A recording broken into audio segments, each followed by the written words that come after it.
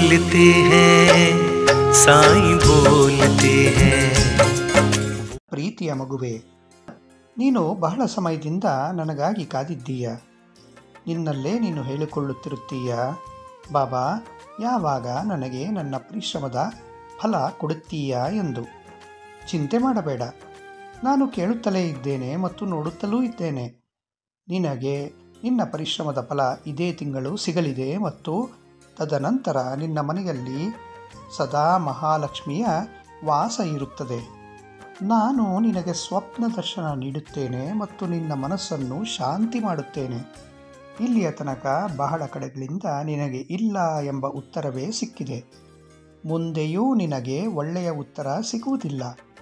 ಎಲ್ಲಿಂದ ನಿನಗೆ ಸೋಲಿನ ಉತ್ತರಗಳು ಸಿಕ್ಕಿವೆಯೋ ಅದರಲ್ಲೂ ಕೂಡ ನನ್ನ ಲೀಲೆಗಳು ಅಡಗಿವೆ.